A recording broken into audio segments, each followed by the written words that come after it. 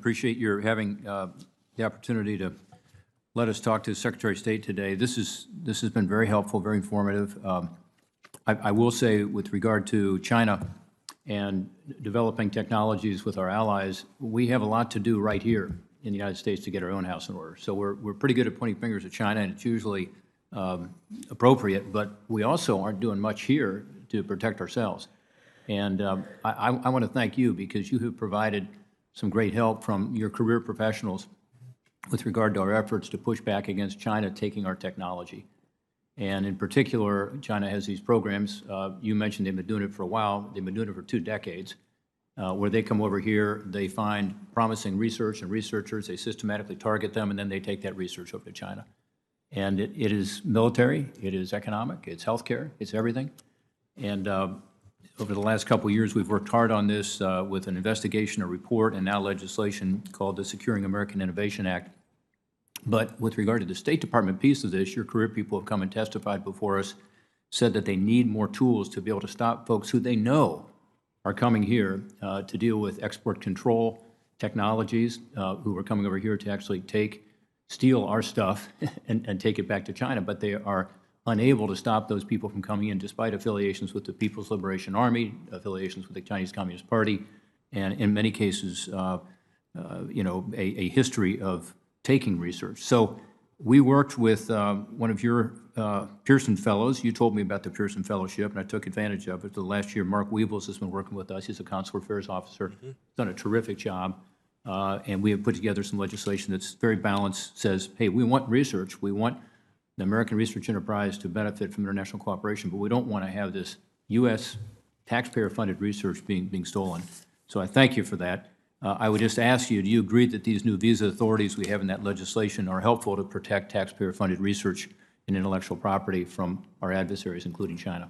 They definitely are, and we need an expanded tool set to make sure that we get this right. We're making progress. Our teams working alongside the FBI to identify these risks are working hard on this set of issues. I'll say this too, we all need to be candid when we go back to our home states and we talk to the universities in our states.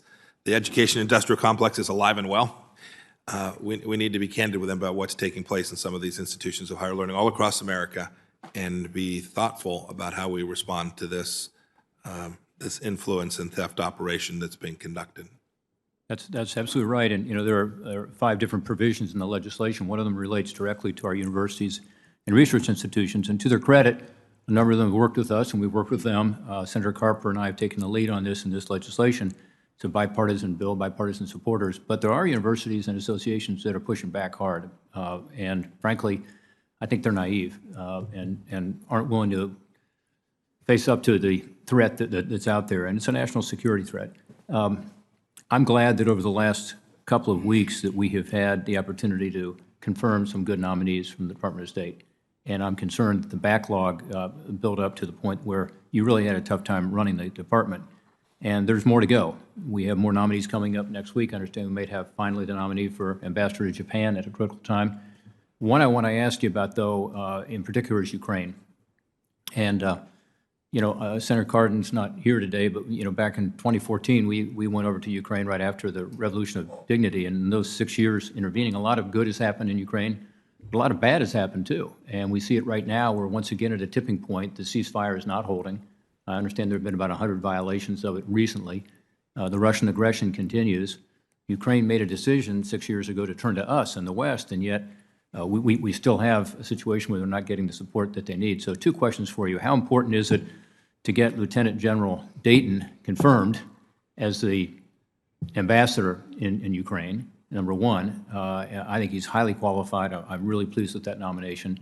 And number 2, do you agree with what we just did in the National Defense Authorization Bill, which was to have a record amount of lethal aid going to Ukraine? We've gone from roughly $50 million to $125 million in that legislation. Do you support that increased funding for lethal aid for Ukraine to be able to defend itself? I do. The administration does support the increase in lethal aid. It's important to get the general out there, although I will say our charge on the ground there today is doing a very, very good work.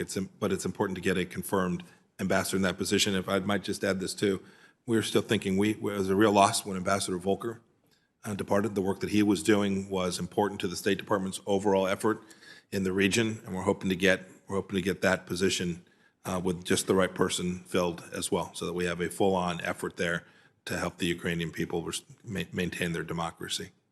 We'll have a chance to talk to Lieutenant General Dayton, at least remotely, when he comes, but he's done a good job, in my view, of modernizing their military and knows the Ukrainian issues inside and out, and he's the right person at the right time, and I'm pleased he's willing to step up and do it. It was a good choice. With regard to Germany, just my point of view, for what it's worth, not asking you a question here particularly, but I think moving troops out of Germany is a good idea if they stay in Europe.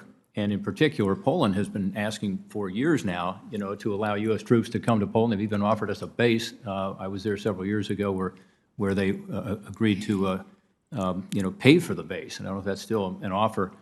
But the Baltics, Eastern Europe in particular, it seems to me that's the appropriate place to move those troops. And I agree that Germany is not the right place for the number of troops that we have. Rather, they should be closer to where the action is and frankly, the countries that are at most risk right now.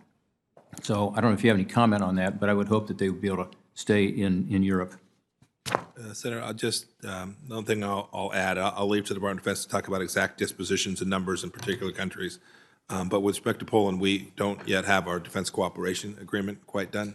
And so the State Department's working diligently with our DoD colleagues to get that done, so that in the event the Department of Defense makes that decision, the President concludes it's the right thing to do, we can put those forces in there in a way that protects them as well. Finally, just on Global Engagement Center, thanks to Senator Murphy for raising those issues.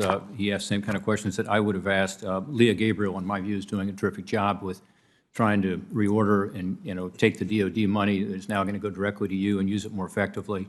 We, of course, agree with you that needs to be well spent. There is a timely example on this. The United States, under your leadership, has provided $2.3 billion of congressionally appropriated money to help other countries combat COVID-19. And I think we've gotten very little credit for it. And I hope that we can do more in terms of talking about what we're doing that's helpful. But what's happened is, instead, China and Russia are spreading disinformation. And we've heard about it here in this committee, saying that the virus was created in a lab by Bill Gates, or that COVID-19 was brought to China by American soldiers, other false narratives. Global Engagement Center is the perfect place to push back on that, and I hope we're doing that. I don't know if you have any comment on that. No, sir. We are working on that. It's important. I actually think, with respect to COVID, I think the world gets it. I think they know who the bad actor here was. They can't all say it publicly, but I'm convinced that the efforts, not only that the United States has made, but other countries too, to push back against this disinformation have been powerful and effective. Thank you, Mr. Chairman. Thank you.